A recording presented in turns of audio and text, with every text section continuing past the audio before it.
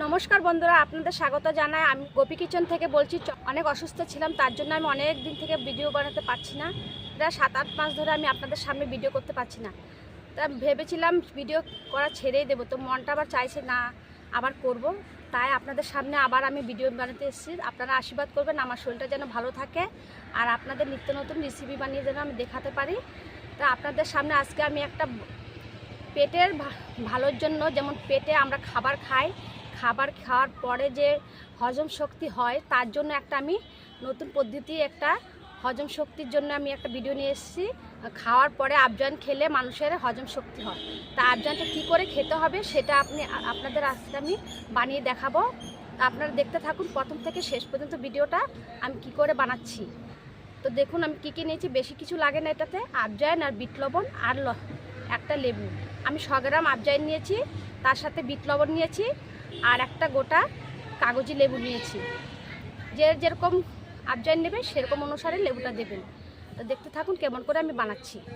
এই দেখুন 100 গ্রাম আবজাইন নিয়েছি, গোটা লেবু নিয়েছি, আর নিয়েছি এই যে বিট লবণ।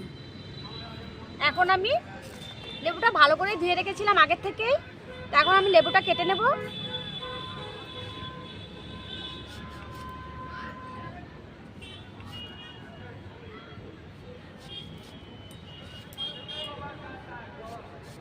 ভালো করে লেবুর এই বুকটা ফেলে দিতে হবে। আমার কাটা হয়ে গেছে। এখন আমি আবজানের মধ্যে গোটা লেবুটা রসটা দিয়ে দেবো।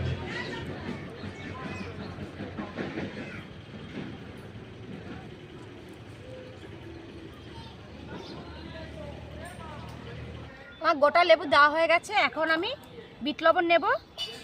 যতটুকু পরিমাণ লাগে সেই পরিমাণে আমি বিট লবণটা দিয়ে মেখে নেব আবজাইনে। একটু বিট লবণটা বেশি দিলেই ভালো হয় আবজাইনটা খেতে।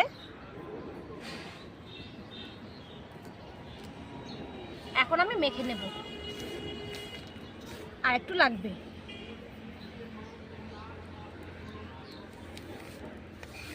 এখন ভালো করে বিট লবণ আর লেবুটা আজওয়াইনের সাথে মেখে নেব।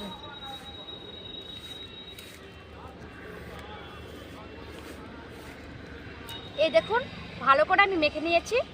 এখন আমি এই আজওয়াইনগুলো রোদের মধ্যে শুকাতে দিয়ে দেবো। রোদে শুকালে তারপরে আমি এটাকে, আরও আমার কাজ আছে অনেক, এটা হয়নি। এই যে আমি এটা রোদে শুকাবো, শুকিয়ে আমি উনুনের মধ্যে ভেজে নেব। ভেজে সারা বছরের জন্য আমি রেখে দেব। খাওয়ার পরে 1 চামচ পরিমাণ আমরা আবজাইন খেয়ে নেব। খেলেই খাবার যে খাবো আমরা সেটা হজম হয়ে যাবে তাড়াতাড়ি, আর পেটও ভালো থাকবে, পেটের মধ্যে কোনো গ্যাস সমস্যা হবে না। তা এখন আমি রোদের মধ্যে শুকাতে দিয়ে আসছি। এই দেখুন আমি রোদের মধ্যে দিয়ে দিয়েছি। এখন এটা শুকালে তারপরে আসবো। শুকানোর পরে এই যে এখন রোদটা উঠছে, শুকানোর পরে আপনাদের সাথে দেখা করব। দেখুন কত ঝরঝরা হয়ে গেছে শুকিয়ে। এখন আমি এগুলোকে উনুনে একটু ভেজে নেব হালকা করে। আঁচ ধরিয়ে ফেলেছি। এখন আমি কড়াইটা গরম হয়ে গেছে, এখন আজওয়াইনগুলো আমি ভেজে নেব। আজওয়াইনগুলো দিয়ে পুরো বেশি ভাজতে হবে না, পুরো ভাজতে গেলে পুড়ে যাবে। তো হালকা আমি ভেজে নেব, আর ভালো করে নাড়া দিতে হবে, না হলে পুড়ে যেতে পারে।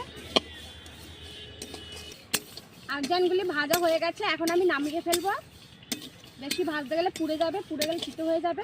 আজওয়াইনগুলো আমি ঢেলে দিয়েছি, ঠান্ডা হলে তারপরে আমি বয়মে ভরে নেব। দেখুন আজওয়াইনগুলি একদম ঠান্ডা হয়ে গেছে। এখন আমি এই বয়মটার মধ্যে ভরে রাখবো। কত মুচমুচে হয়েছে দেখুন, আওয়াজটা একটু কিন্তু পুড়েও নি, আর মুচমুচেও হয়েছে।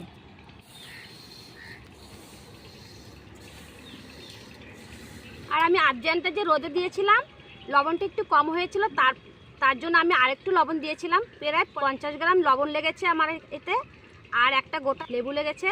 লেবুটা দেওয়ার কারণ হয়েছে আজওয়াইনগুলো একটু ঝাল, এই জন্য লেবুটা দিলে ঝালটা লাগবে না। তা এখন আমি সারা বছরের জন্য রেখে দেবো। এটা 1 চামচ পরিমাণ আমি আজওয়াইন খেয়ে নেব। আপনারা এরকম করে বাড়িতে ট্রাই করবেন, ট্রাই করে খাবেন। খাবার খাওয়ার পরে আজওয়াইনগুলো 1 চামচ করে খেলে খাবার হজম হয়ে যাবে, আর পেটের মধ্যে গ্যাসের সমস্যা হবে না। এই রেসিপিটা আপনাদের কেমন লেগেছে? যদি ভালো লেগে থাকে তাহলে আমার চ্যানেলটি আপনারা সাবস্ক্রাইব করবেন, লাইক করবেন, শেয়ার করবেন, আর নিত্য নতুন রেসিপি দেখার জন্য আমার পাশে থাকবেন। তাহলে পরের ভিডিওতে আসবো। নমস্কার।